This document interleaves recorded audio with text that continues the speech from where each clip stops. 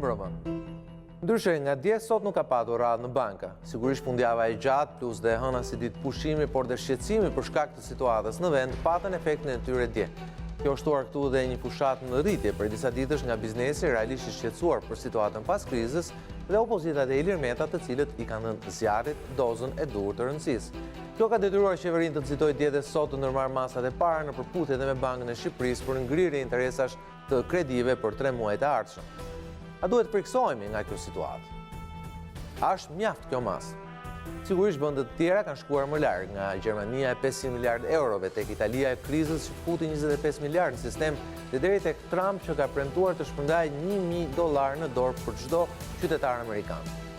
Për këtë duhet shohim në ditët e ardhshme se çfarë do të ndodhë, pasi ajo që nuk dim është nëse duhet të presim krizën të kalojë apo të fillojmë përgatitjet që tani. E sigur dihet se koronavirusi do të sjellë një krizë globale ekonomike ndaj së cilës edhe ne duhet të përgatitemi.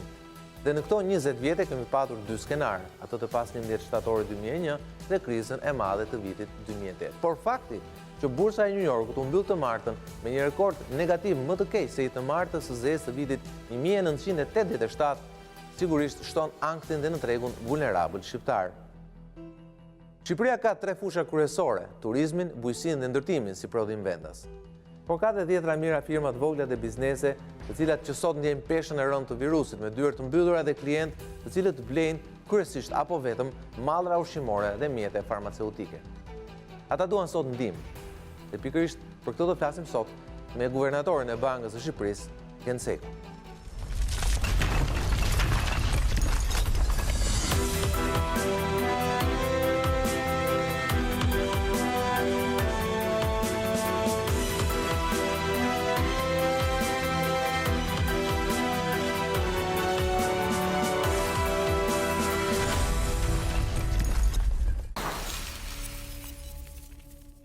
Mi se vini në Real Story, ku sot kam ftuar Guvernatorin e Bankës së Shqipërisë, zotin Gent Sejko. Mirëmbrëma, zoti Sejko.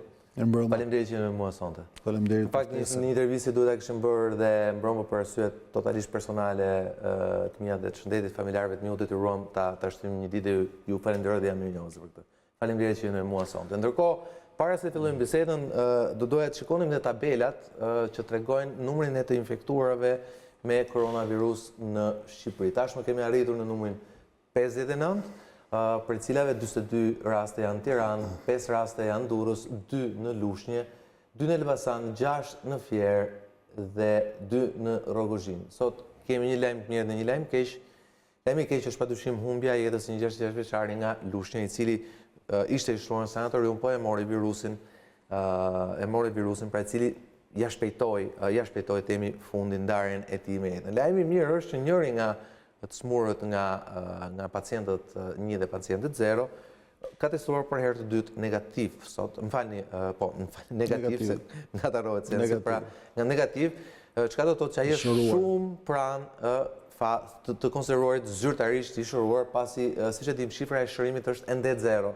Dhe në momentin që fillojnë shërohen, në momentin që numri i shëruarve do të jetë më i lartë se numri të infektuarve, sigurisht atëherë do flasim që kurba po shkon drejt stabilizimit. Ndërkohë, shikojmë dhe grafikun tjetër kurba, pra kjo është kurba blu, pra të gjithë ne tentojmë kurbën blu, pra që numri i të smurve të rritet në mënyrë graduale dhe jo në mënyrë të shpejtë. Por ndërkohë shikojmë dhe grafikun, një grafik tjetër që tregon shtimin e numrit të rasteve nga dita në ditë, që nga dita e parë, pra kur regjistruan 2 rastet e para, i lutem regjia na e mundsoni dhe grafikun, rastet e testuara dhe të konfirmuara, shikoni me të verdhë është Italia, që është skenari i cili i friksohemi më shumë, nga data 9 mars dhe datën 18 mars shikojmë Shqipërinë. Shqipëria pra ka një kurbë në rritje, por është një kurbë stabil, le të themi, nuk është një kurbë e rrezikshme. Sigurisht do të presim fundin e kësaj jave dhe me gjas dhe të javës tjetër,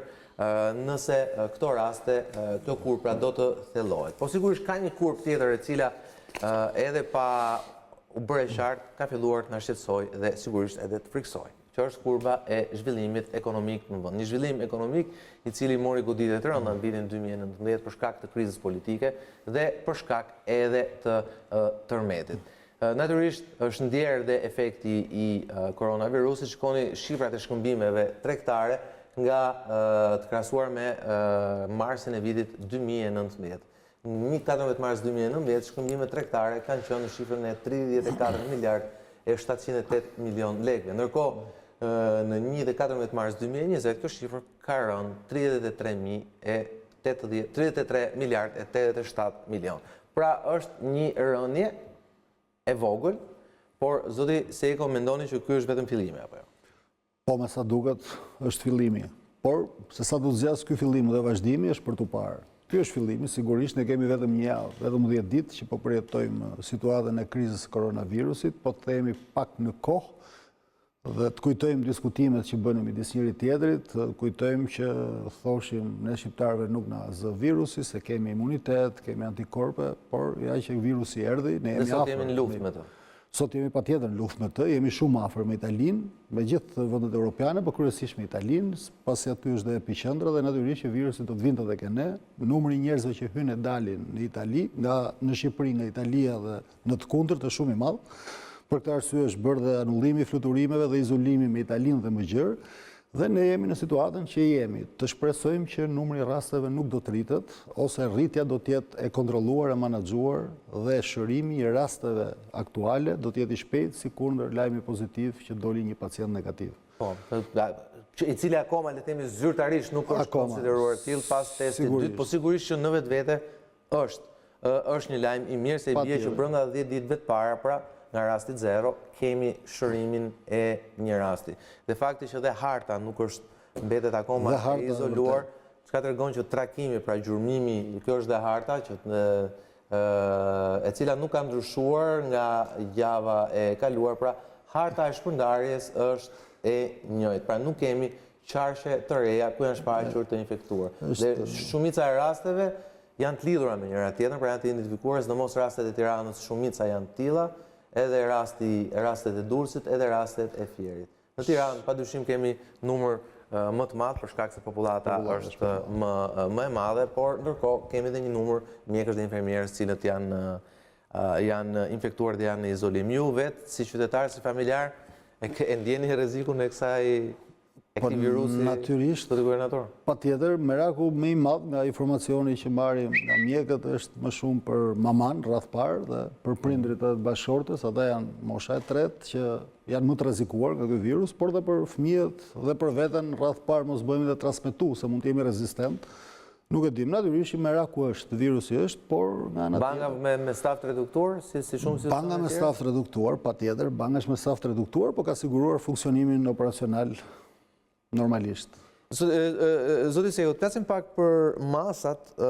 Banka e Shqipërisë dhe Qeveria Shqiptare së Bashku në mënyrë të koordinuar morën masat e para që dje mos gaboj. Mund na thoni diçka më shumë për këtë?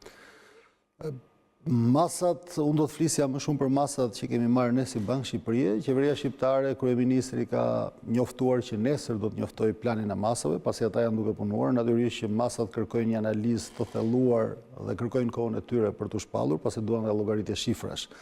Fillimisht ne si Bankë Shqipërie kemi marrë disa masa udhëzuese, masa parandaluese në drejtim të ruajtjes së shëndetit të punonjësve të bankave të nivelit 2, të Bankës Shqipërisë dhe të klientëve të bankave.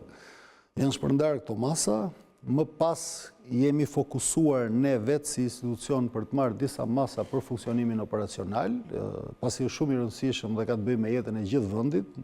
Ne si Bankë Shqipërie jemi përgjegjës për sistemin e pagesave në vend dhe për menaxhimin e keshit në vend, në Republikën e Shqipërisë.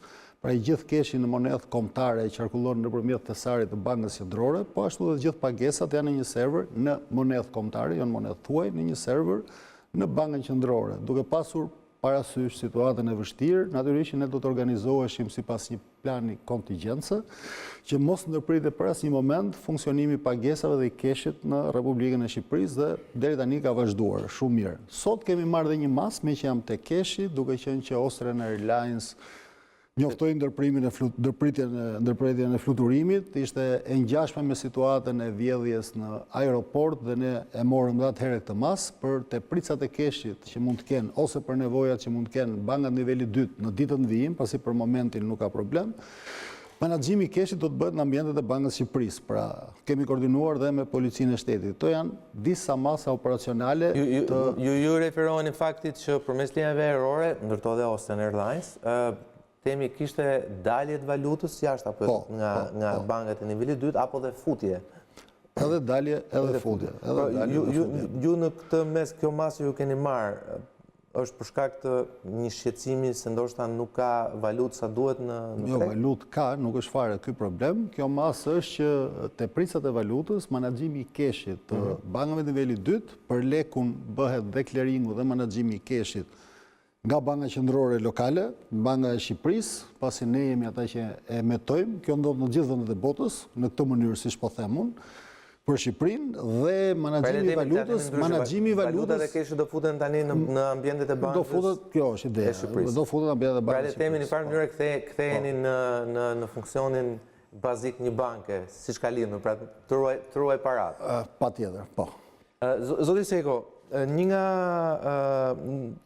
nga dilemat në fakt është pasi dje sidomos u pa një shqetësim tek qytetarët, cilët ose të paktën u interpretua si shqetësim nga qytetarët, prania e tyre e shumt në banka. Sigurisht aty ka patur shumë faktor, fakti vinin pas një fundjavë të zgjatur, pra dita e premte u shpall me detyrim ditë pushimi, dita e hënë ishte në kalendar ditë pushimi për shkak ditës verës, pra ishin gati 4 ditë pushim, bankat punojnë me staf reduktuar, respektojnë rregullat e reja të higjienës, distanca nga njëri tjetri, pra ka vend për panik. Jo, nuk ka vend për panik. Gjitha këto arsye që thatë ju zoti Balla qëndrojnë, po për më tepër shumë nga sidomos personat fizik dhe bizneset dje kanë pasur dhe ditën e pagesës së detyrimit tatimor. Ka qenë një datë që ka pasur disa detyrime dhe masat që ne morëm si Bankë Qendrore dhe me bankat e nivelit 2 për të punuar me një staf të reduktuar, krijuan dhe këto një radhë të caktuar. Unë e komunikova për ta sqaruar edhe ditën e enjte të javës kaluar, thjesht për të shmangur ndonjë keq kuptim në aspektin e problemeve financiare që mund të kishin bankat, që kjo s'ka të bëjë fare me probleme financiare, por ka të bëjë me masa parandaluese për ruajtjen e shëndetit, për ruajtjen e distancave. Bankat nuk i fusin të gjithë klientët brenda si zakonisht, por i fusin me radhë për të ruajtur distancë. Në fakt ndodhi që këta klientë të cilët do të ruanin distancën brenda banke, rinin bashkë jashtë banke dhe kjo pastaj prapë mund të kishte një problem për infektimin e tyre. Por dua të them që mos e zgjas nuk është. Unë sot kam qenë për arsye personale në një bankë nivelit 2 dhe aty dëgjoja edhe një farë conference call që bërë me disë drejtuesve të bankës që flitej për reduktim më teshëm stafit për shkak se nuk kishte më një nuk kishte nivel të lartë, numër të lartë klientësh.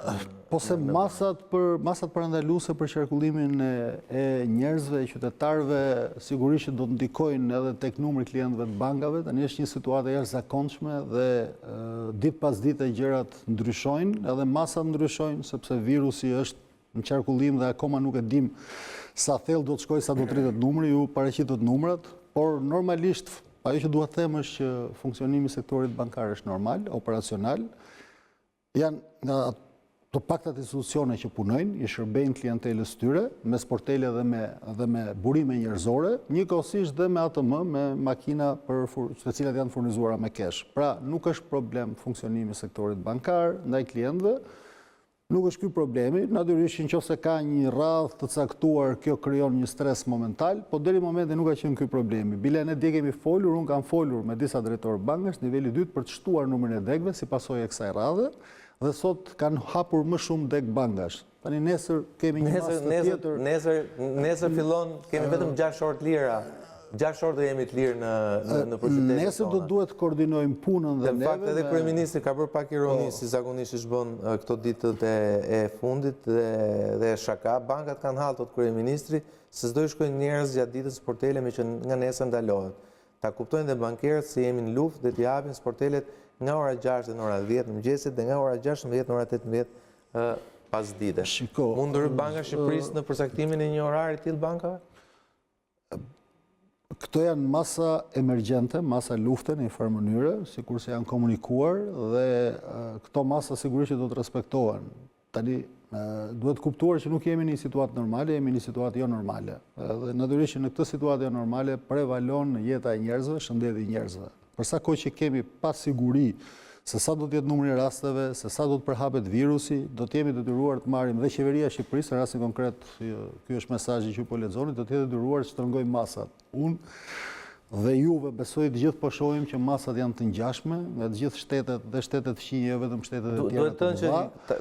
Tash disa nga masat janë shtetet fqinje dhe shtetet me më shumë probleme se ne i kanë marrë apo po i marrin pasi i kemi marrë ne. Ky është fakt. Këto masa po merren në fakt. Pra, këto janë masat e ngjashme që po merren, por natyrisht që marrja e këtyre masave krijon një konfuzion dhe një ndryshim të mënyrës së jetës së përditshme, dhe kjo krijon sigurisht konfuzion në shtresat e caktuara të popullsisë, të cilët kanë dhe detyrime të caktuara. Dikush do të paguajë faturën e dritave, tujit, energjisë, këstin me radhë, dhe kjo krijon pastaj një pështjellim dhe një frikë. Dikush nuk është i duhet ndërhyjnë autoritetet. Po, shikoj, natyrisht. Masa shtrënguese, po dhe masa lehtësuese për këto pasojë që mund të ketë. Dhe kun kam një pyetje në fakt që lidhet edhe me thelbin e atij vendimi që keni marrë dje. Ju pyetem mund ta pyet zotin Sejko, më shkruan një shikues, po mësuesit e mjekët që i marrin rrogat nga panga Raiffeisen tonë ata, apo nga një bankë niveli 2.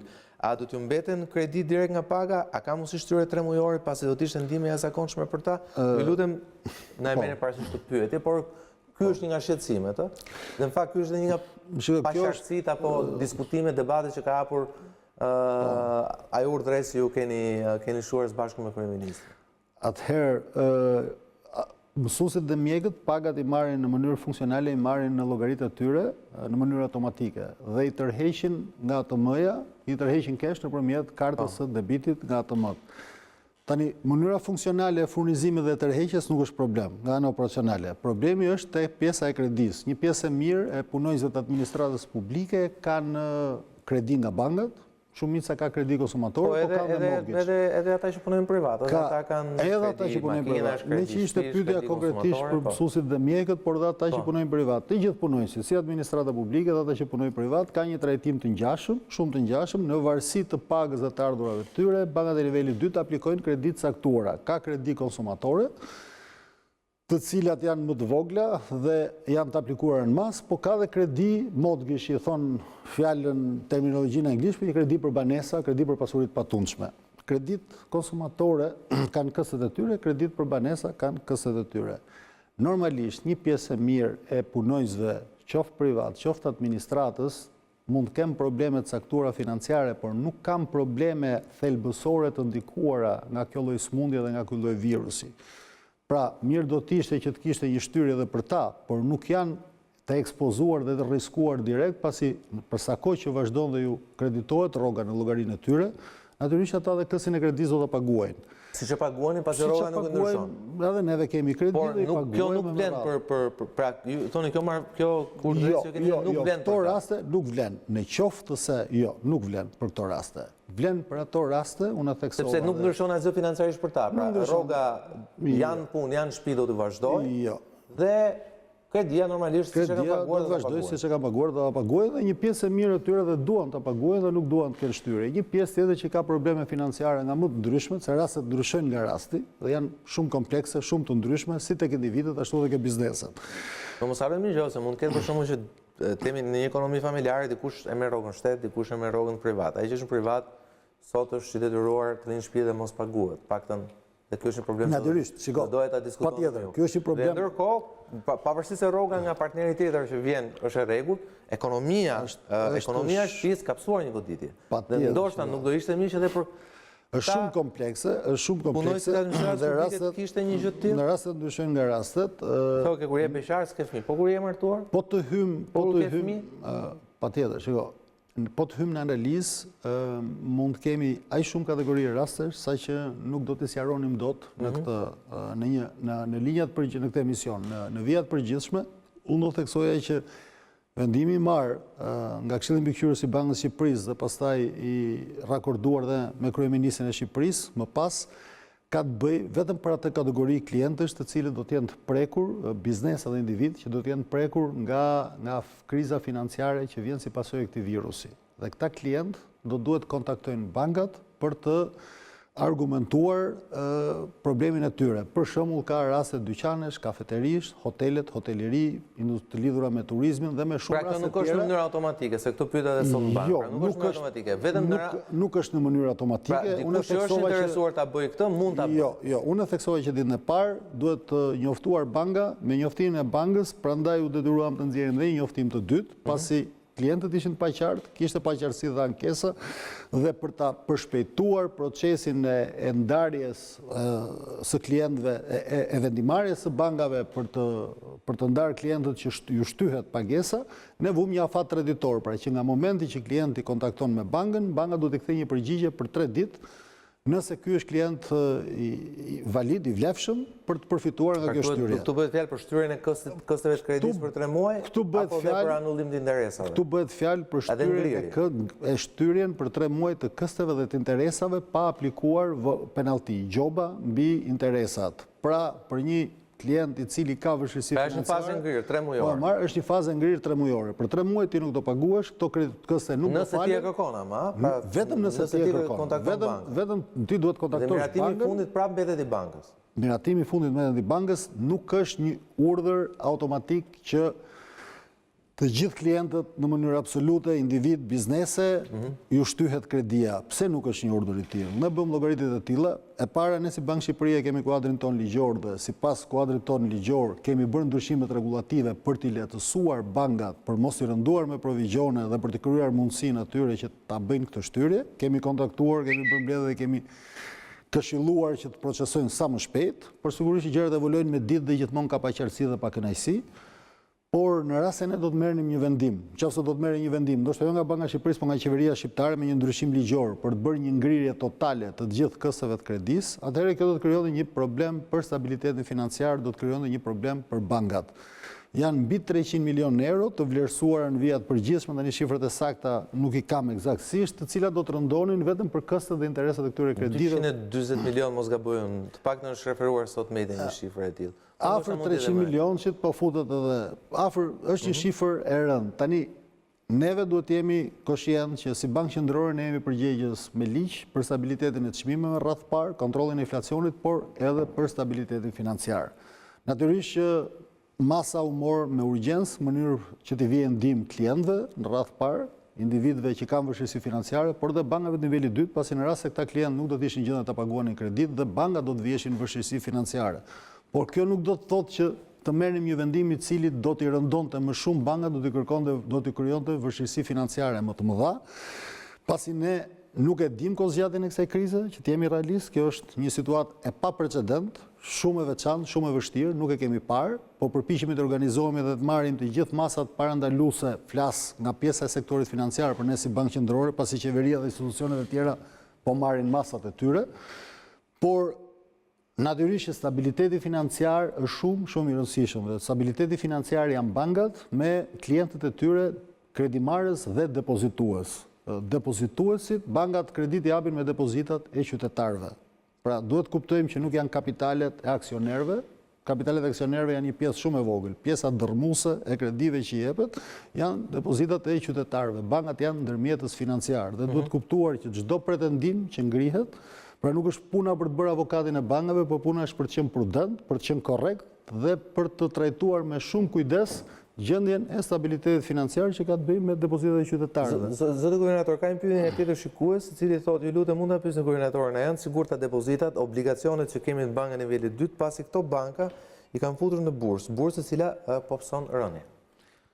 Jo, bankat nuk i kanë futur në bursë, tani kjo është një pyetje që do një përgjigje teknike, po pa e lodhur teleshikuesin. Bankat do nga analizat që ne bëjmë një përgjigje thjesht, ka një siguri optimale, një siguri shumë të mirë për investimet e bankave, kanë kriteret saktuara të vëna nga mëmat e tyre, por dhe nga ne si Bankë Shqipërie për kategoritë e investimeve. Sigurisht që bursat kanë normat lartë afitimi dhe shkallë të lartë risku, ka kufizimet saktuara për investimet saktuara. Bankat pjesën kryesore të depozitave japin kredi në tregun shqiptar dhe pjesën tjetër e kanë vendosje me bankat tjera, sepse likuiditeti diku do vendoset.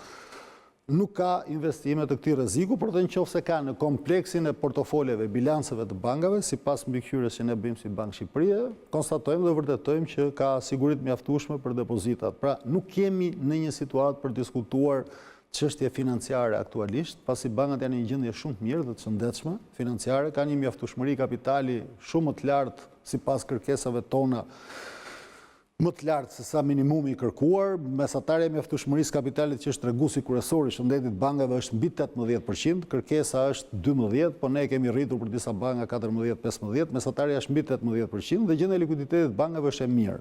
Ne kemi theksuar këtë vazhdimisht, por kjo nuk do të thotë që në një situatë krize ku ne jemi dhe në një situatë kaq të vështirë që nuk e dinë si do të evolojnë çështjet, problemet dhe vështirësitë e klientëve, të rëndojmë bankat që në momentin e parë, të japim një goditje kaq të fortë dhe pastaj kur të vinë goditjet e radhës, bankat mund të përballen me vështirësira të cilat ne nuk i dimë akoma. Ne duam të jemi korrekt.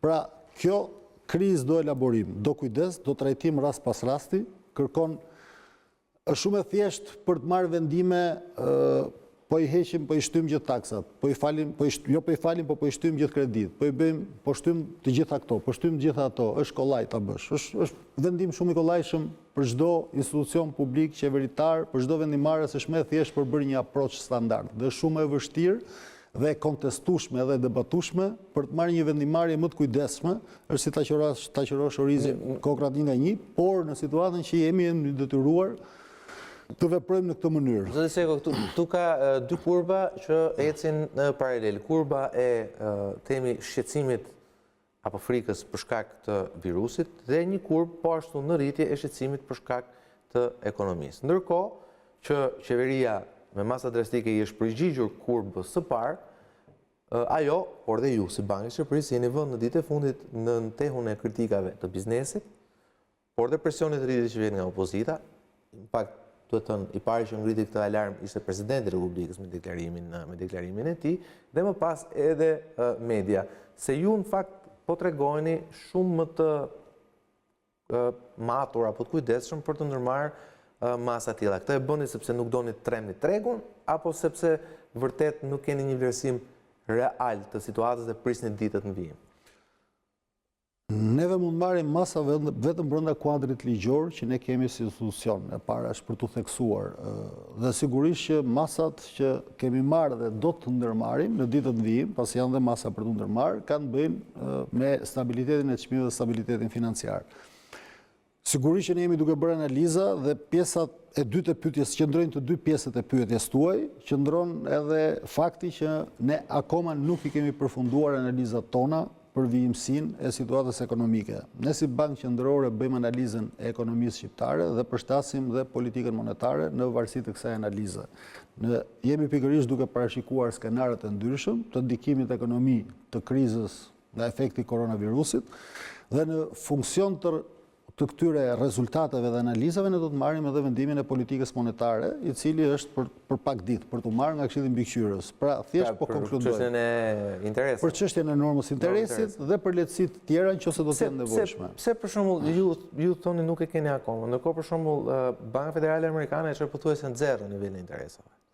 Pra nga i kishte gati 2% e çoi gati 0. Po, bëri një ulje. Ishte ulje goxha e fortë. Bëri një ulje drastike. Ishte goxha e fortë. E cila krijoi pështjellime në tregje, krijoi efekti që pak Po pra a pyetja që u bëron, pra pjesa që ndoshta jeni të kujdesshëm sepse nuk doni që tregu të panikojë, qoftë pa arsye. Patjetër, tani ka një ndryshim shumë të madh midis tregut amerikan dhe tregut shqiptar, jo vetëm në size, në përmasa, por edhe në shkallën e sofistikimit. Ndryshimi i normës interesit nga Banka Qendrore e Shtetit Bashkuar të Amerikës, ka Federal Rezerva, ka efekt të menjëhershëm në indekset e tregjeve dhe bursave. Ndërkohë që transmetimi, ne e dimë që në Shqipëri tregjet e kapitalit janë pa zhvilluara dhe transmetimi i politikës monetare ka kufizimet e veta dhe nuk ka një efekt menjëhershëm në bursa, po ka një efekt gradual dhe të menjëhershëm natyrisht në normat e interesit, po më gradual, Ne jemi të varur nga Euribori për pjesën e euros, e cila përcaktohet nga Banka Qendrore Europiane, pra 50% de facto dhe monedha jone ekonomisë, le ta themi. 50%, po flas me shifrat paraafërta e bilanceve të sistemit bankar në aktive dhe në depozita dhe në kredi janë në euro përgjithsisht. Pra politika jonë monetare që ndërmerr Banka e Shqipërisë aplikohet mbi 50% të kredive dhe depozitave. 50% që ndikohet nga vendimarrja e Bankës Qendrore Europiane.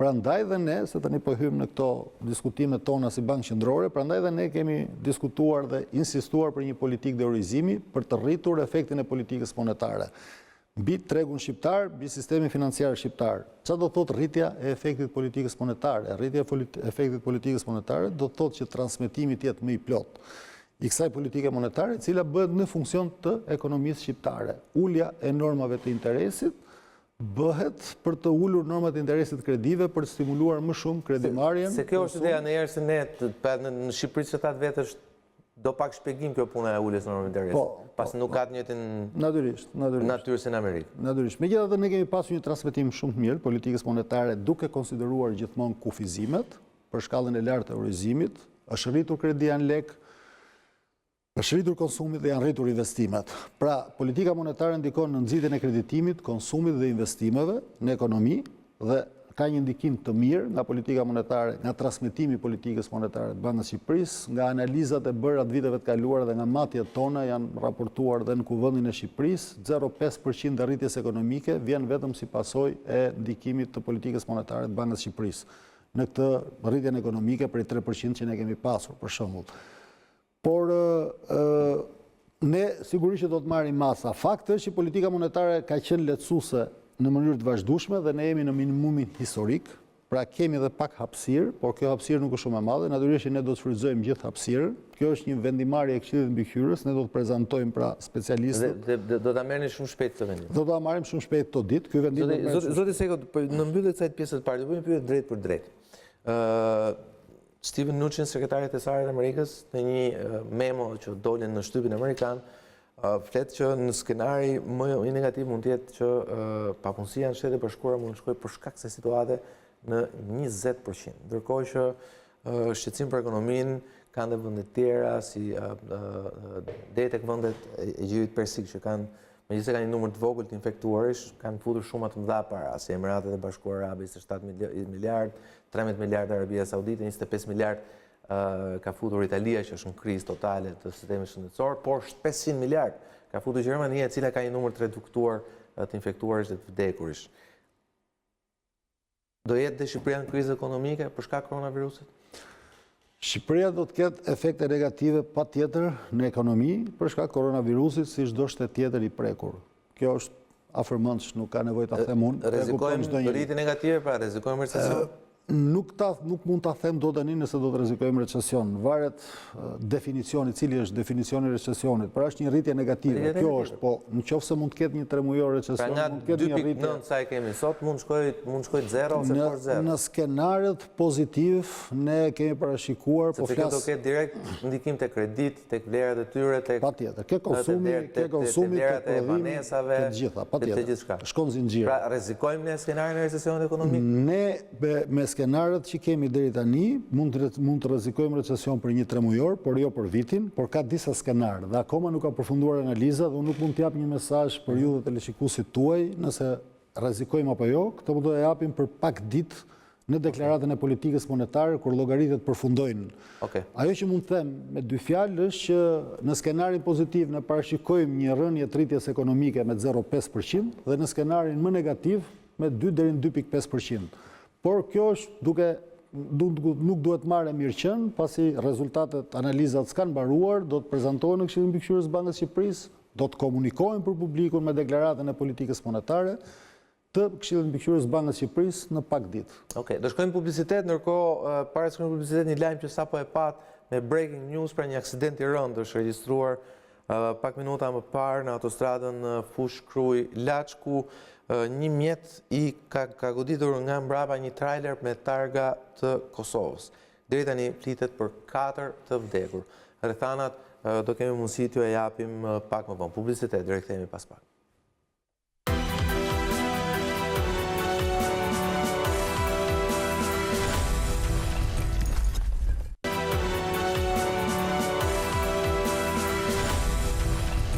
Jemi kthyer në program, pra një lajm i minutës fundit që erdhi nga kolegët e News 24, pra bëhet fjalë për një aksident të rëndë që ka ndodhur në autostradën Fush Kruj Laç, ndoshta shkonte në breaking news, pra një mjet i cili ka goditur një trailer me targa të Kosovës. Deri tani bëhet fjalë për 4 të vdekur. Detajet do t'ju themi pak më vonë në momentin që ato do na vinë. Jemi sërish në bisedë me Guvernatorin e Bankës së Shqipërisë, zotin Gent Sejko.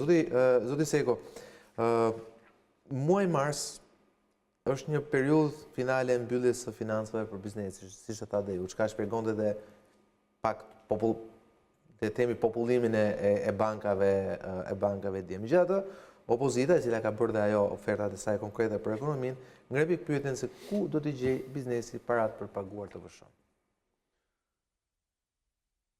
Zoti Balla, kjo është një pyetje në fakt e drejt për drejt për t'u sqaruar ndoshta nga Ministria e Financave. Dhe nga qeveria, patjetër. Nga qeveria. Por Banka e Shqipërisë bashkëpunon me Ministrinë e Financave. Patjetër, sigurisht. Edhe sot kemi qenë bashkëpunim vazhdueshëm me Ministrinë e Financave. Pra dhe i sugjeroni atyre. Ne kemi mund edhe t'i detyroni mund të dikush tjetër. Jo, nuk i detyrojmë. Janë të përcaktuara ligjërisht dhe rregullativisht mënyra e bashkëpunimit dhe ndërthurjes. Kemi dhe komitetet përbashkëta për menaxhimin e llogarive të qeverisë dhe për elementë të tjerë, por në rastin konkret vendimarrja që ka të bëjë me fiskun është natyrisht atributi i qeverisë shqiptare. Po ju mendoni që për shembull duhet pezullohen pagesat e kontributeve të sigurimeve shoqërore shëndetësore për këtë periudhë 3 muajore, ndërkohë që njerëzit në fakt janë në shtëpi? Dhe atëherë biznesi detyrohet të paguajë sigurime shoqërore, sigurime shëndetësore për një periudhë kur ata nuk marrin shërbimin e punonjësve të tyre. Natyrisht që unë ja u theksova që e mira do të ishte që të pezulloheshin gjithë pagesat e mundshme gjatë një krize. Po sa e mundur është kjo, sa e mundur është kjo. Përfshirjen e pagesave të faturave të energjisë dhe turizmit të konsumatorëve. Pikërisht, po është e pamundur, besoj, flas parimisht, jo konkretisht, parimisht. Parimisht është e pamundur. Për të kërkuar dhe për të kritikuar është shumë e thjeshtë. Për të vendosur duhet bërë analizë. Analiza bëhet me shifra dhe me mundësi konkrete të buxheteve. Këto analiza, ne bëjmë analizën tonë si Bankë Qendrore për mundësitë që ne kemi në raport me tagrin ton ligjor, Ministria e Financave dhe Qeveria Shqiptare bën analizat e saj. Dakor, unë po ne po ju pyes si Guvernatori i Bankës së Shqipërisë. Për shembull, rast nevoje kur biznesi nga propozimet e tjera shfaq pamundësi financiare të paguhen nga buxheti i shtetit pagat e punonjësve për një periudhë 2 mujore, sipas kritereve të mirë përcaktuara dhe për të shmangur abuzimin. Përjashtimi nga tatim fitimi për 6 muajorën e parë të vitit, se dhe kjo s'ka sens. Çfarë fitimi do t'i tatosh? Sigurisht. Momentin që ai s'ka patur punë. Tu punë kanë vetëm farmacitë. Po besoj në planin e masave që import-eksport madhe farmaceutike dhe supermarketet. Sigurisht. Në planin e masave që ka bërë qeveria shqiptare, që do të komunikojnë nga kryeministri, jam i sigurt që do të ketë lehtësira për këto kategori që ju keni, por ta dëgjojmë, po presim ta shikojmë. Për pagat, pasi edhe prioriteti vjen edhe prioriteti i trajtimit dhe i lehtësimeve vjen sipas shtresave të caktuara të policisë. Se kryeministri thotë pa merak do ta keni pagën thotë në fund të muajit. Po si? Trump po paguan $1.000 për çdo qytetar. Pra masë konkrete. Po, Trump po paguan $1.000, është një masë konkrete që vjen nga buxheti. Vjen nga buxheti. Dhe pagat për të mos ulur nivelin e konsumit apo jo. Pra që niveli i konsumit vazhdoi, sepse ne e dimë që konsumi e mban ekonominë gjallë. Kjo ka të bëjë me nivelin e konsumit patjetër, se lekët parat duhen për të konsumuar, por këto janë masa për të ndihmuar qytetarët në një kohë krize dhe Trump ka premtuar një faturë të caktuar, një bill të caktuar për çdo qytetar në mënyrë që shkon në triliona, por duhet kuptuar që është buxheti i Shtetit Bashkuar të Amerikës dhe e përballon. Ne po flasim për buxhetin e Republikës Shqipërisë, se sa e përballon, dhe kjo vjen sipas një analize e cila është duke u bërë, besoj, pasi kemi dëgjuar komunikimin, dhe në funksion të kësaj, në radhë të parë do të ndihmohen shtresat nevojë dhe punonjësit rrogtarët, pra janë ata që do duhet janë garantuar dhe sipas kryeministrit pagat do të paguhen. Dhe do të paguen, pjesa tjetër pastaj vjen me prioritetet e kategoritë të caktuara që janë bizneset e me radhë. Sigurisht që bizneset do të duhen mbështetur dhe do të kenë mbështetjen e tyre, por kjo mbështetje do të vijë sipas një plani të caktuar. Tani nuk mund ta them këtë, do ta dëgjojmë nesër. Ajo që ne mund të bëjmë dhe do të bëjmë si Bankë Shqipërie, po jo në raport me biznesin, është masa që ne morëm për bankat që bëjmë një shtyrje, pavarësisht që biznesi do duhet argumentoj dhe do shkoj të argumentoj, po ne po punojmë shumë ngushtë me bankat e nivelit 2, me kemi një task force, një grup pune, po bëjmë dhe një udhëzim, përveç vendimit që ja kushtëzuam në 3 ditë afat vendimarrjen për shtyrjen e kësteve, 3 mujore, po kështu dhe për biznesin e punojmë shumë ngusht, në mënyrë që bankat krijojnë këtë lehtësi. Kjo është brenda kuadrit ton ligjor ajo që ne mund të bënim për biznesin. Sigurisht që ne furnizojmë tregun bankar me likuiditet. Ke funksionet tona si bankë qendrore është dhe furnizimi i tregut bankar me likuiditet, dhe ky likuiditet do të jetë në funksion dhe të biznesit dhe të kreditimit, vazhdimit të kreditimit të biznesit. Pra ju do fusni likuiditet në treg. Ne vazhdimisht fusim likuiditet në treg. Po do ketë një shtesë më shumë? Dhe ka pasur dhe do ketë dhe shtesë. Patjetër Keni një shifër për këtë? Nuk kam një shifër, sepse shifra se ne për ditë bëjmë operacione të furnizimit të sistemit bankar me likuiditet. Kjo është e vazhdueshme dhe do të vazhdojmë. Në varësi të nevojës ne do të rrisim likuiditetin dhe njëkohësisht ne do të marrim masa të tjera lehtësuese për sistemin bankar, masa kufizuese për të relaksuar raportet caktuara kufizuese në mënyrë që ato të jenë më proaktive në kreditim. Pra, paralelisht me lehtësimin e politikës monetare që do të vendoset nga Këshilli Mbikëqyrës në këto ditë, ne do të marrim dhe masa lehtësuese për bankat. Pra, nuk do t'i shtrëngojmë bankat, do t'i lehtësojmë, që ta them me fjalë të thjeshta, për të qenë më proaktive në kreditim në ditët në vijim. Në kreditim për biznesin rreth parë, për nevojat që do të ketë biznesi, pra që të jemi qartë, bizneset në vështirësi do të përfitojnë nga një shtyrje 3 mujore e kësave të kredisë, gjithashtu bizneset do të përfitojnë në vazhdimsi nga bankat, kredi dhe overdrafte për të vazhduar aktivitetin e tyre në përfundim të kësaj krize. Por, e theksoj edhe një herë, duhet të jemi shumë kujdesshëm me bankat, pasi ky aktivitet bëhet me depozitat e qytetarëve, bankat janë ndërmjetës financiar dhe nuk duhet kërkojmë çuditëra nga bankat. Duhet të mirë kuptojmë situatën financiare, duhet dëgjojmë ekspertët, duhet të shikojmë bilancet e bankave. Unë e kuptoj që shpesh herë disa biznese janë të stresuara, kanë gjithë drejtën e tyre dhe kërkojnë maksimumin, por dhe bankat kanë një bilanc për të menaxhuar dhe ky bilanc është i lidhur me depozitat e individëve. Pra ne do duhem që bankat të kontribuojnë ekonomit, të kreditojnë, të menaxhojnë, të ndihmojnë, po njëkohësisht janë të shëndetshme, se po mos janë të shëndetshme nuk ju përgjigjen dot detyrimeve që janë depozitat. Vetëm që këtu ka një nonsens, zot guvernator. Cili është? Ka një nonsens që del nga logjika që ju përdorni, që është logjike drejtë. Pra, që në fund unë thash teorikisht, po dhe praktikisht kështu funksionon. Kështu duhet funksionojë. Ne nuk mund t'ja vendosim gjithë barën e situatës t'ja vendosim bankave. Por nga ana tjetër, për shembull, kemi një lajm të fundit që sapo na mbrit që data 20 mars është shpallur ditë pushimi. Me gjas, qeveria do të aplikojë në këtë fundjavë, pra të zgjatur, premte çtu ndjet sërish një shtetërrethim, një lockdown, një mbyllje totale e të vendit. Dhe sigurisht të parët që do ta pësojnë do të jenë bizneset private. Pra, një farë mënyrë, ju i thoni që bankat këtyre bizneseve duhet tu kërkojnë që të jenë në rregull me kontabilitetin, me pagesat e kredive, të kosteve etj. Dhe nga ana tjetër, këta nuk e kanë këtë mundësi. Shiko, zoti Balla, ne vendosim për një shtyrje 3 mujore për bizneset që kanë vështirësi, duke bërë se kjo është një krizë që evolon për ditë. Do të shohim situatën si do të evolojë dhe do të shohim dhe mundësinë e lehtësirave tjera, por nuk mund të them dot tani se çfarë do të ndodhi, Kjo është një krizë e veçantë, e paprecedent, është një situatë e rëndë ndërkombëtarisht, bankat të mëdha ndërkombëtare nuk e dinë, shtetet të mëdha nuk e dinë si do të evolojnë. Ne shpresojmë që kjo të përfundojë sa më shpejt dhe efektet janë sa më të ulta, sa më të vogla, por nëse zgjat efektet do të jenë më të mëdha. Duhet të kuptojmë dhe të jemi realist që çdo ndihmës do të bëhet brenda mundësive dhe kapaciteteve që kanë si bankat, si buxheti i shtetit, si shteti. Asgjë nuk mund kërkohet jashtë kapaciteteve. Pra, këtu duhet përgatitemi më madh për falimente, nuk po them masive, po falimente të shumta të bizneseve private apo? Nuk di ta them këtë. Natyrisht nëse për një periudhë të zgjatur një biznes nuk punon, mund të ketë faliment. Duhet parë edhe falimente të qëllimshme, pra duke parë si po shkon situata. Sigurisht që tregu është i komplikuar, nuk pret që të goditet totalisht nga kriza, po e shpall teknikisht falimente dhe pastaj këtu nivel edhe spekulimesh me sistemin. Potencialisht çdo gjë ndodh, gjitha mundësitë janë, por nuk është kjo thelbi, nuk është ky thelbi. Thelbi është që në vijat përgjithshme duhet që në shumicën e bizneseve ne të jemi të kujdesshëm dhe të marrim masa që të mos kemi falimente, që të kemi vazhdim. Të gjithë do të ketë kjo lloj gjendje, kjo lloj krize do të ketë një faturë financiare, e cila do të jetë dhe për buxhetin e shtetit, dhe për sistemin financiar, dhe për bizneset, dhe për individët, kjo është e ditur. E rëndësishme është që të menaxhohet situata sa më mirë që në radhë të parë të ruhet shëndeti dhe të koordinohet puna që ka filluar për të menaxhuar dhe pjesën financiare që fatura të jetë sa më e menaxhueshme dhe sa më e ulët. Ndërkohë një zhvillim tjetër zoti guvernator në këto momente që ne flasim me një vendim Këshillit të Ministrave Arben Ahmetaj, ministri për rindërtimin për shkak të tërmetit, të shpallur dhe ministri i koronavirusit.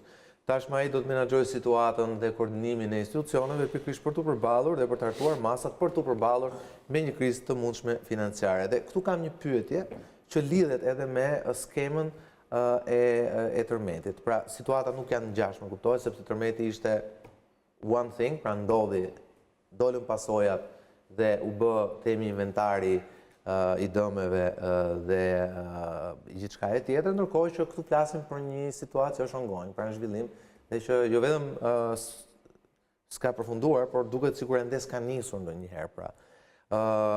Për tërmetin u përdor një skem shumë efikase, mendoj unë, që ishte në thelbin e suksesit konferencës donatorëve. Pra, atyre ju paraqit një plan i detajuar, i hartuar edhe në bashkëpunim me Bankën Botërore dhe institucione tjera, ku u llogarit ndër të tjera dhe fitimi i munguar. Pra, jo vetëm fatura e dëmeve të shkaktuara, po u fut në faturën e dëmeve të shkaktuara dhe fitimi i munguar i biznesit. Mendoni që mund ndiqet një skem e tillë, është e mundur që të ndiqet një skem e tillë edhe për faturën e koronavirusit? Edhe për këtë mund të ndiqet një skem e tillë, po kjo do të shihet. Sigurisht që mund ndiqet një skem e tillë, pa diskutim, dhe në rastin e tërmetit, ditët e para të goditjes ishin ditë proaktive për të shpëtuar numrin e jetëve njerëzore, pra nuk u mendua ditët e para për faturën, por u mendua për shpëtuar jetët njerëzore, dhe pasi u shpëtuan maksimumi jetëve njerëzore dhe fatkeqësia ishte që u humbën 51 jetë njerëzore dhe u pa bilanci përfundimtar, atëherë u mendua për pjesën e faturës financiare dhe për menaxhimin e rimëkëmbjes. Dhe u bën ato gjëra që ne i dimë.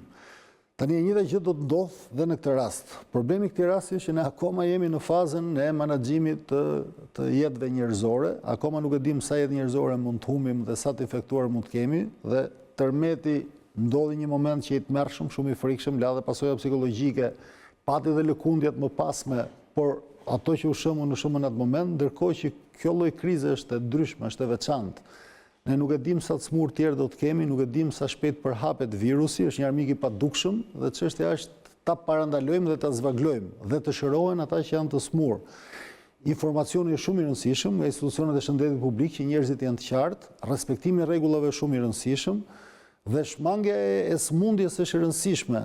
Pasi në rast se ne do ta dinim në qoftë nëse në mënyrë hipotetike që do të përfundonte për 2 javë, atëherë dinim sa do të ishte edhe dëmi, bënim dhe llogaritjet më thjesht, më qartë.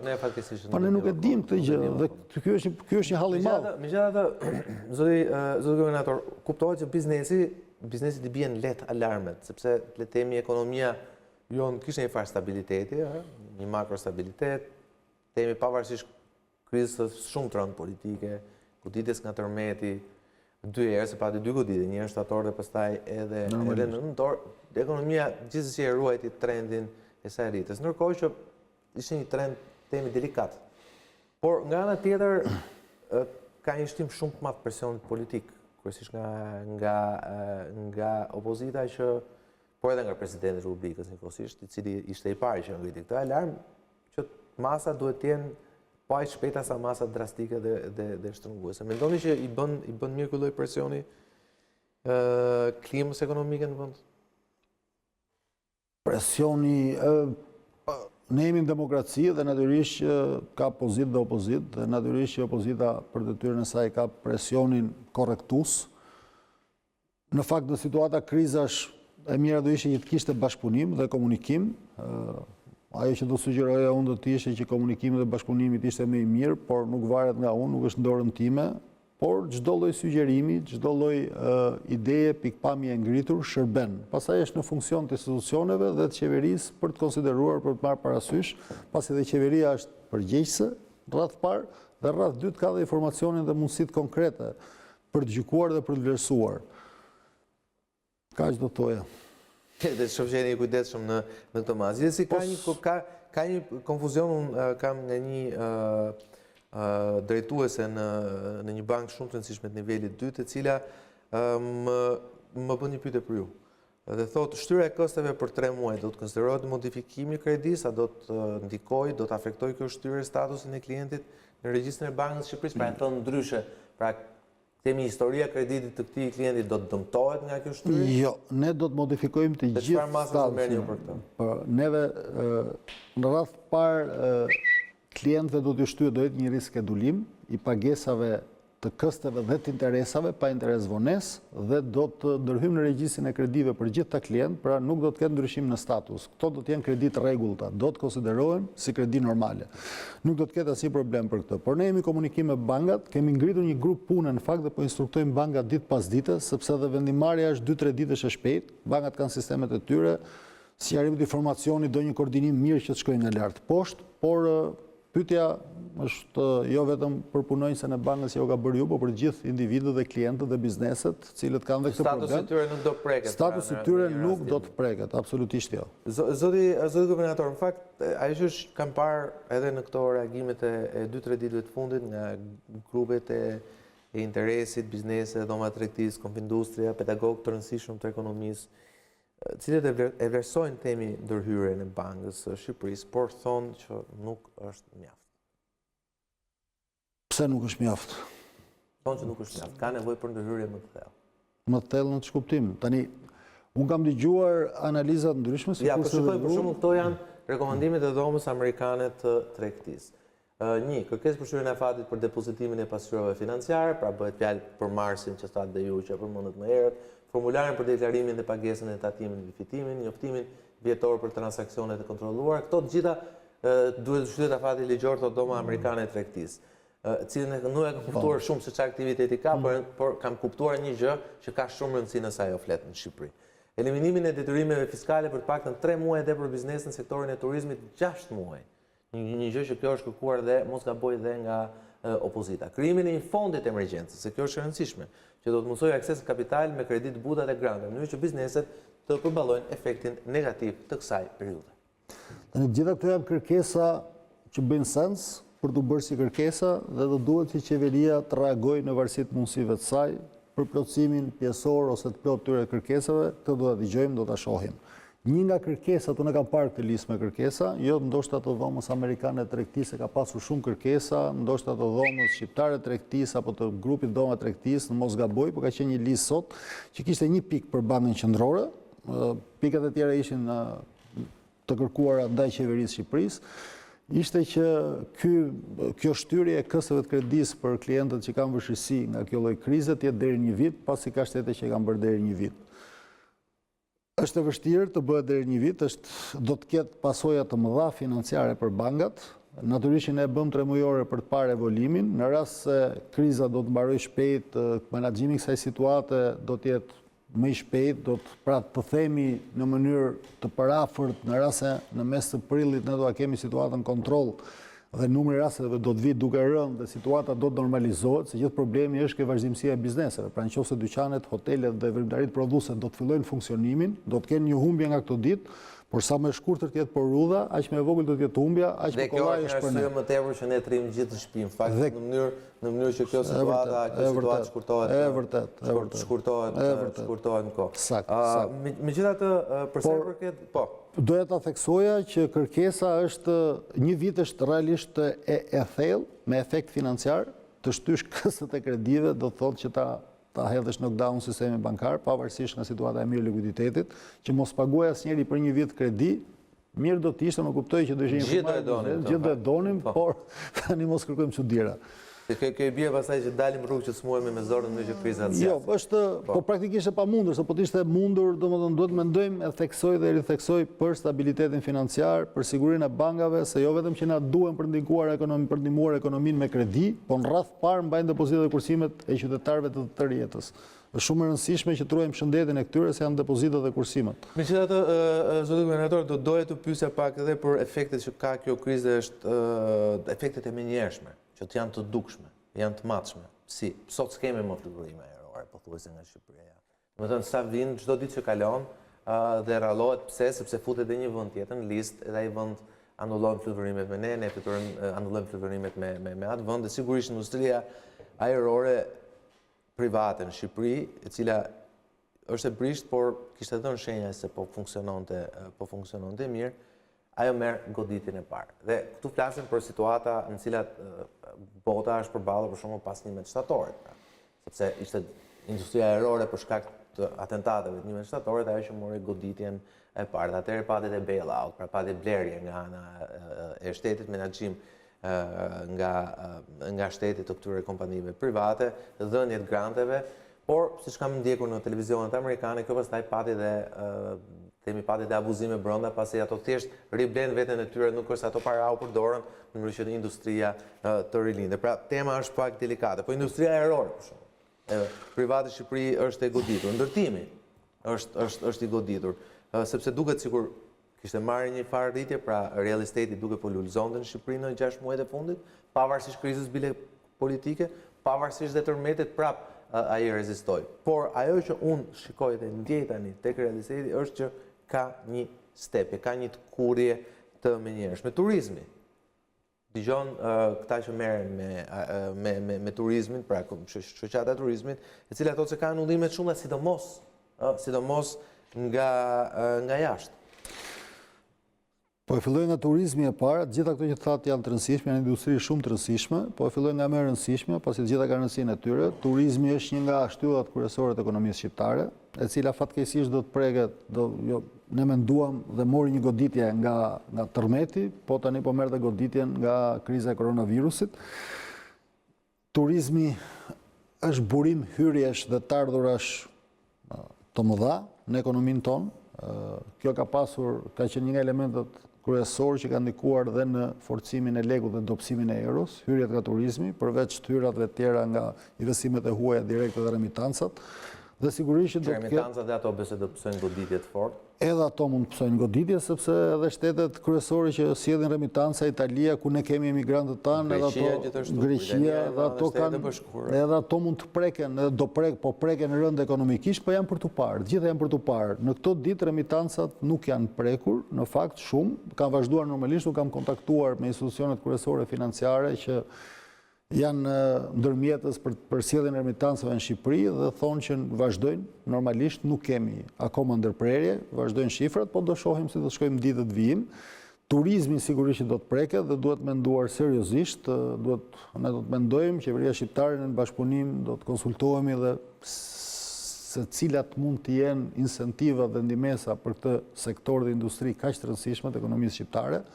Sigurisht ndërtimi gjithashtu është një sektor shumë i rëndësishëm, i cili dhe ai mund të ketë në përgjithësi plus minus gjithë sektorët do të kenë ndikim. Po cilët janë sipas ju sektorët që do të goditen më fort? Sektori kryesor që do të goditet është turizmi, eksportet shqiptare, fasonët do të kenë, po i pari në radhë është turizmi, pasi besoj që kjo krizë që në këtë moment ka sjellë një anullim të caktuar rezervimesh dhe ne nuk do të kemi më në këtë vit prurjen e vizitorëve si normalisht, pra turistëve si normalisht, pasi e parë nuk e dim sa do zgjasi, se në qoftë se zgjat deri në korrik, atëherë i bie që do të jetë goditje shumë e madhe.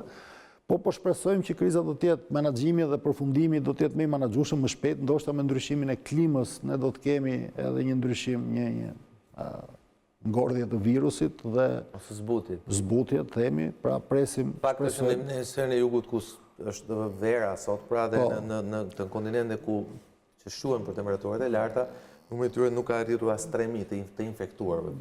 Shpresoj. Mund të jetë një indikator, nuk mund të them që është një fakt, por është një indikator që ndoshta me afrimin e verës gjërat mund të Nuk jam doktor, po epidemitë e gripeve përgjithsisht kanë pasur një cikël caktuar, nuk kanë vazhduar pafundësisht, se ky grip është pavarësisht një grip specifik që ka ato shpjegime që na thon mjekët, po si grip që është, do të ketë dhe ky ciklin e tij do të përfundojë.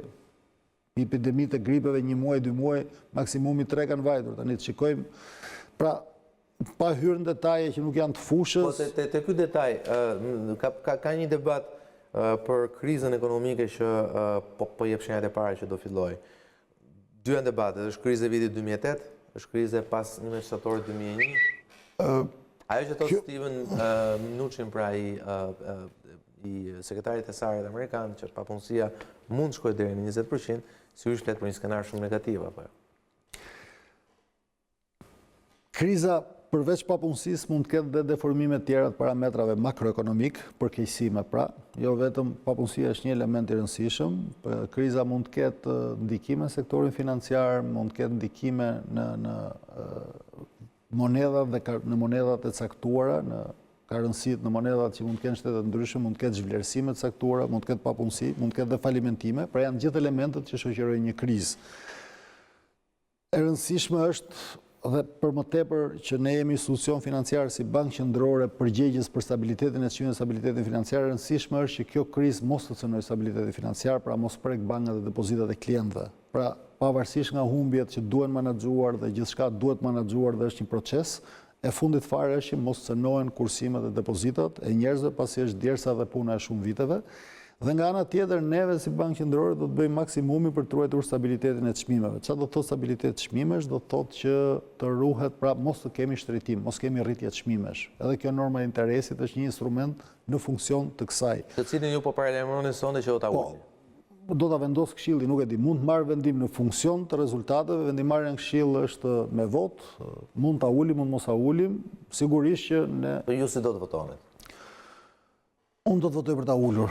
Po e së them votën time, po e deklaroj, por kjo është vendimarrja e Këshillit. Qofse Këshilli nuk, pasi edhe unë do dua të brifem, të informohem në varësi të rezultatet e analizave të ekspertëve. Pra, informacionin e kam para prak, ne këto analiza po bëjmë çdo ditë, por nuk ka përfunduar. Atëherë të shikojmë analizat dhe do të marrim një vendim në Këshill. Që besoj ju do prisni dhe daljen e paketës nga ana e qeverisë ndoshta për ta pasur pak më të qartë dhe vendimarrjen e pa diskutim, sigurisht, edhe kjo ka një ndikon. Zoti Sejko, të bëj një pyetje që kjo lidhesh totalisht e ime, është komplet një pyetje e ime, mund të jem totalisht ignorant në këtë fushë, megjithatë unë do ta bëj si pyetje. Tërmeti, u tha nga qeveria, do të kthehet në një rast të artë, pra do të kthehet do të kthehet edhe për shkak të temit donacioneve dhe të granteve, do të kthehet një moment, do të kthehej në një moment të artë edhe për rritjen e mëtejshme të ekonomisë vendit. Besoj që kjo gjë është pak e pamundur të pohohet sot apo jo. Zoti Balla, përgjithsisht ka një dyshim timin nëse këto grante, nëse këto kredit buta, nëse këto donacione do të jenë prapë në të njëjtin nivel që na u premtua, edhe këto e dyshoj, me thënë vërtetën. Për tërmetin, e keni fjalën, grantet. Grantet e donacionet. 1 miliard 150 milionë që duhet futeshin. Do futen prapë, thonë? Grantet dhe donacionet janë të dedikuara për Shqipërinë dhe duke abstrahuar nga kriza e momentit që ne jemi, ato do të aplikoheshin në varësi të kapaciteteve thithëse që ne do të kishim, pra do të menaxhoheshin, administroheshin nga qeveria shqiptare në varësi të projekteve, jo grantet, se ndoshta ato janë, po dhe grantet kanë përshtypjen janë sipas projekteve, po pjesa tjetër që do ishin kredi, do duhet tërhiqeshin me një kontroll të rrept, sikurse edhe është deklaruar edhe nga qoftë kryeministri, qoftë qeveria shqiptare për të pasur një akademi transparence. Këto janë gjitha elementë që kërkojnë kontrollin dhe menaxhimin e këtyre granteve. Për shembull, Banka Europiane për Ndërtim dhe Zhvillim, institucionet ndërkombëtare, banka botërore e tjera, e kontrollojnë shumë mirë destinacionin e fondeve të tyre. Nuk është se i merr fondet dhe ti mund të çosh nga bujësia në turizëm, e me radhë. Apo desh makina për administratë. Nuk mund të ndrohet destinacioni, ka projekte konkrete. Jo, nuk e kam të, unë e kam tek ideja, këto vendet që na e kam premtuar këtë. Besoj, jo, pavarësisht nga ne, mund të rrishen nga këto tonë, okej, stop, tani këto fonde s'mund të japim më, sepse secili është për hallin e vet. Jo, nuk besoj ato fonde janë aty, besoj qeveritë janë korrekte, ato qeveritë të cilat kanë deklaruar dhe kanë alokuar fonde për menaxhimin e krizës së tërmetit, nuk do tërhiqeshin. Problemi dhe sfida kryesore është procesimi me eficiencë në mënyrë që ne t'i tërheqim këto fonde. Pra, varet nga ne tash, ato fonde janë aty. Nga një vlerësim i përgjithshëm, ne kemi parashikuar që vetëm 70% pavarësisht nga kjo krizë, nga një vlerësim i përgjithshëm ne si Bankë Shqipërie kemi parashikuar që 70% fondeve do të tërhiqeshin. Të totalit fondeve që nuk është keq, do të ishte shumë mirë nëse ne do të ishim gjendë të administronim 70% të këtyre fondeve, pra 700-800 milion do të jepnin një impakt shumë mirë, jo vetëm do të lehtësonin jetën e këtyre qytetarëve shqiptarë të cilët janë dëmtuar, por do të kishin ndikimin e tyre pozitiv dhe në ekonomi. Në rasti konkret që ju po pyesni është shumë specifik, shumë i ndryshëm, a mund të quhet kjo pyetet ju shans për rimëkëmbje? Jo, e di pse, jo, të them ku e bazojmë këtë, thjesht kjo është intuitive, nuk ka lidhje tjetër. Po, për shembull, në momentin që temi niveli i importeve do të bjerë për shkak të masave restriktive, edhe të BE-s, edhe të vendeve specifike. Pra nuk do të ketë një prurje të madhrave të temit të importit, të konsumit.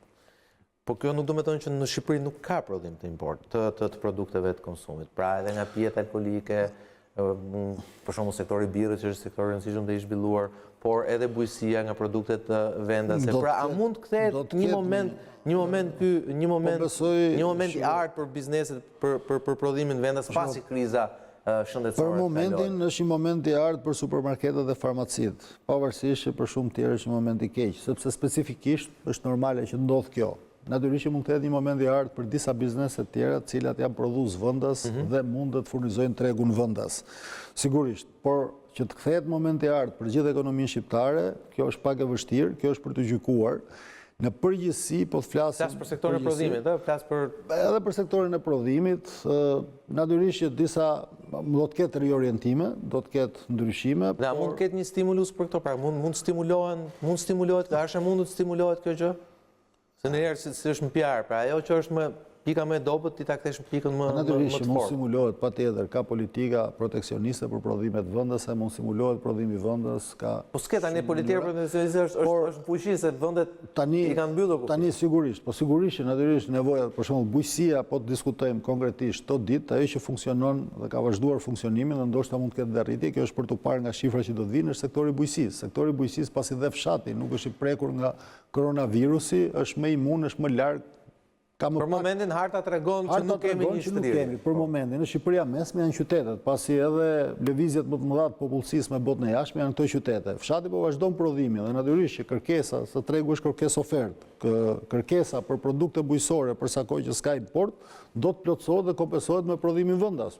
Kjo është një gjë shumë e mirë për prodhuesit, për fshatarët që kanë pasur problemin e pikave të grumbullimit ose furnizimit ose kalbës. Po edhe sektorin prodhues që për shembull ndeshet me çmime shumë konkurruese nga produktet e importit. Po dhe sektor të tjerë, jo vetëm. Bujësia është një sektor shumë i rëndësishëm që mund të përfitonte, po mund të përfitonte të gjitha këto që po themi janë me mund, janë për tu parë për momentin. Po edhe turizmi i brendshëm, pra në vend që të shkonim të kalojmë pushimet, nuk e di, në Turqi apo në Greqi, larg qoftë në Itali. Shpresojmë të kalojmë sa më shpejt të krizë, shpresojmë të kalojmë, po shqiptarët prapë do të shkonin në Turqi dhe në Greqi edhe në qoftë se në rast se nuk jam i sigurt te frika e infektimit nga virusi nuk dhe po flas si klient, në këtë rast nuk do isha i sigurt. Në rast se virusi do të kalonte për 2 javë do ishte harruar. Do ngele fatura financiare, po sigurisht jeta vazhdon, njerëzit do të vazhdojnë jetën e tyre, do të vazhdojnë preferencat e tyre dhe shkrejt normale, ne jemi njerëz të lirë, njerëzit do të vazhdojnë jetën. Shpresojmë të mbarojë sa më shpejt. Po to janë për të parë, mund të ketë një riorientim të ekonomive të prodhuese të brendshme, por në rang ekonomie do të ketë një goditje negative, këtë duhet ta pranojmë. Se sa do të jetë kjo goditje, shpresojmë të jetë sa më e ulët, është për të matur, për të vlerësuar në ditën e vijim. Ne duhet të menaxhojmë situatën në mënyrë që goditja të jetë sa më e ulët, por e përgjithshmja do të jetë që ne do të kemi një rënje të ritmeve ekonomike.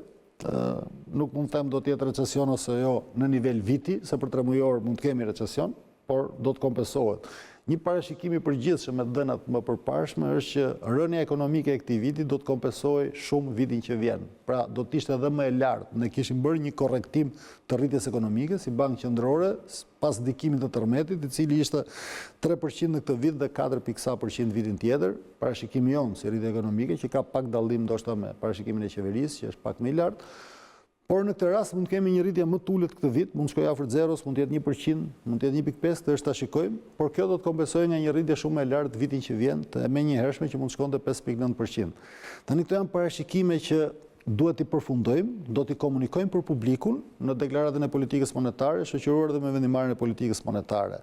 E rëndësishme është që këto ditë menaxhojmë krizën dhe të ulim numrin e të infektuarve. Sa më shpejt ju e thatë që të ullet numrit infektuarve dhe të menaxhohet kriza, aq me ullet do jetë fatura financiare më vonë, se po zgjaten masat shumë, më e thellë do jetë fika financiare.